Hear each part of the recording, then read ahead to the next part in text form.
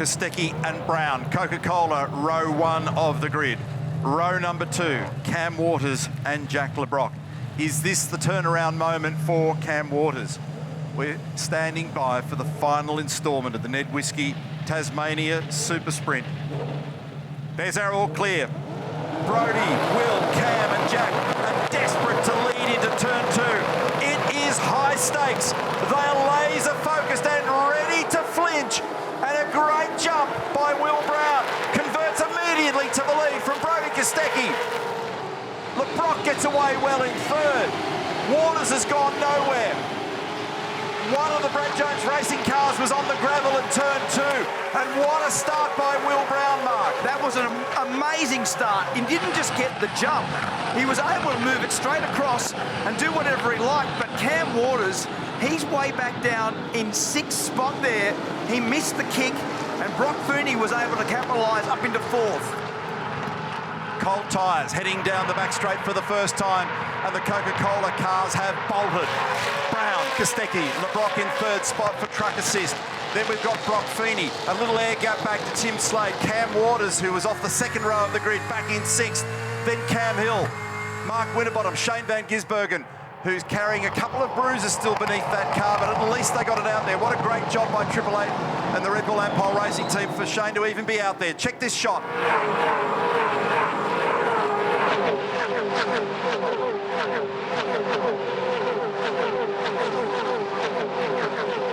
Curb cam, turn 2, arriving and departing through turn 3, and they are wriggling through there on a colder tyre. It is not easy flat through that section of the racetrack. Right in the draft now, Brodie Kostecki. He'll be getting a couple of kilometres an hour benefit tucked under the back of his teammate. He'll have a think about having a poke down the inside, but decides not to into 6. Yeah, and that was probably a good decision. I thought he might have had a little lunge then, but he was conservative in his approach. He was right in behind Will Brown, and too early to have a big dive and too early to certainly make contact. Jack Le Brocq looks fast. He's right there in behind them. Brock Fooney was able to capitalise on that early start drama, and as a consequence, he's come from 6th to 4th. Cam Waters is the one that's lost those 3 positions, as you can see on your totem. Now let's have a look at this start, because this one from Will Brown, look at that. The jump, the reaction time, the initial jump, and then the power delivery and traction in the 2nd phase was fantastic. And there's Cam Waters, 1 back and 1 wide around the outside down there. I didn't realise Andre Heimgartner went off. I didn't see that, did you, before? Yeah, I didn't know which one it was, but I saw it was a BJR car. It was a bog down and a 2nd stab at the clutch for Cam Waters, and that yields a bunch of spots on the run into turn 2. And it was a fast-starting Jack Le Brocq as well, who got the kick nicely alongside Cam, and he slotted straight up into 3rd spot. This is what it looks like from a little further back in the pack. 3 wide over the crest at turn 1. Oh, and that was ugly. That was the reason why Heimgartner ended up down there. He was tangled with Golding and Payne and Reynolds with a bird's eye view of all that matters. And did you see the point that I was making before about how much the cars move around under brakes on cold tyres at turn 3? Through turn 3, it's 165 kilometres an hour as Declan Fraser finds himself pointing the wrong way at turn 2. And then on the run up to that hairpin, they're peaking at 245 kilometres an hour pending the wind. And that's awkward. Skating off to the inside for Declan.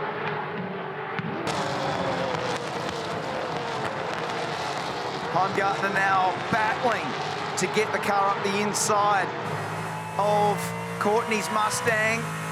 And now they're alongside each other now. How's this play out? Because you don't want to be on the outside over there, but now you do. Oh, and they're both off. That's, yeah, that was sort of always going to happen, that one. It started to look awkward over the top of the hill at turn 1. Brown, 0.6 of a second over Kostecki. It's still Coke Racing 1 and 2. Le Brocq in 3rd from Feeney, then Slade, Waters, Hill. Van Gisbergen, Mostert, Winterbottom the 10. Fastest lap belongs to Cam Waters. More side-by-side action. This time we've got Feeney trying to go down the inside. Now, if he can make this stick, it works, but it's hard to do on Jack LeBrock. They are absolutely jammed together, and Slade wants part of this as well. And in behind him, you've got Cam Waters, who might get a yield if there's any trip-ups in front. He goes to the outside looking for fresh air. So Feeney has been able to squeak on by. Nice driving. And Van Gisbergen in. So this is a bit opposite to the normal procedure for Shane. Calm instruction. On the spot. Rears only and gone. Nice procedural pit stop. Now what that does is that sends Shane back out all on his own. Is he going to get an extra couple of Ks here in hand to have a dive? Yes and yes. But is he going to carry it? Oh no, they make awkward contact, and that may have tweaked that right front steering for Tim Slade then. He had the pace and he was able to brake just that fraction later, but wasn't able to carry the speed through the mid-corner. This is on the 22nd of 42 laps.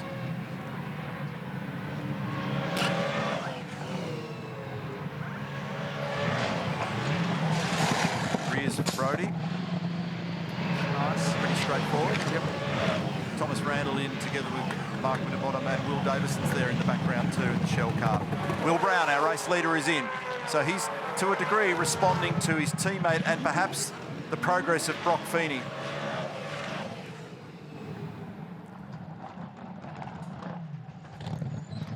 Oh, nicely stopped. Really good. That was good. That was a good stop. In fact, 3 seconds was the best I've seen so far, which was actually Van Gisbergen. Yeah, Reynolds did a 3-1. 3-1 also for Jack Smith. Let's have a look and see what Will Brown's is, a 3-5. So that's right in amongst it. Di Pasquale did a 3-4. Winterbottom a 3-3. A lot of them are in the threes. The teams are getting better and better. They know that there's, in relative terms, cheap time to be made in the pit, so they're rehearsing it hard at the workshops day in and day out. Feeney all over the back of Brodie Kostecki. All of a sudden, Brodie's hurting a little bit. It's now 5.4 seconds to the lead, and here's an invitation for Brock to get up the inside, and he's going to do this easily. He's actually got him done, dusted, and passed, slaughtered him by the middle of the corner and popped out the other side with a position. And he is bluing over the radio, asking the team, why am I so slow? Our championship leader came into this race today with a 101-point advantage. And remember that the Van Gisbergen car had surgery between races, so it made heavy contact with the right front at the fence on the outside here of turn 6. And there he goes. That's a position that gets him onto the podium, potentially, for Van Gisbergen. He came in on lap 14 for these tyres, so still performing pretty strongly at this phase of the race. Certainly is a little bump, and that's a little return of serve from Perth. Little bump from Brodie. So Van Gisbergen and Kostecki alongside each other again.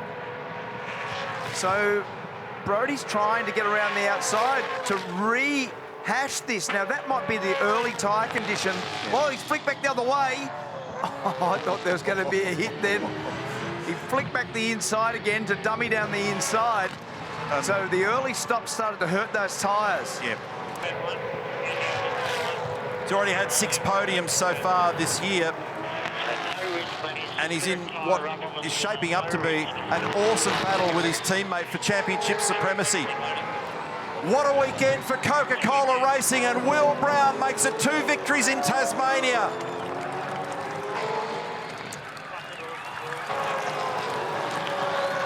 Great job. 100 points, 4-second margin over Brock Feeney, who's also done a superlative job this weekend. Brodie hung on, can you believe it? We thought that he might have lost that podium spot to Shane, but Van Gisbergen and the tyres on that car had seen better days. Jack LeBrock, a fine performance in 5th, but that's a mega performance by the youngster from Toowoomba in Queensland, by Will Brown. He can be proud of that drive.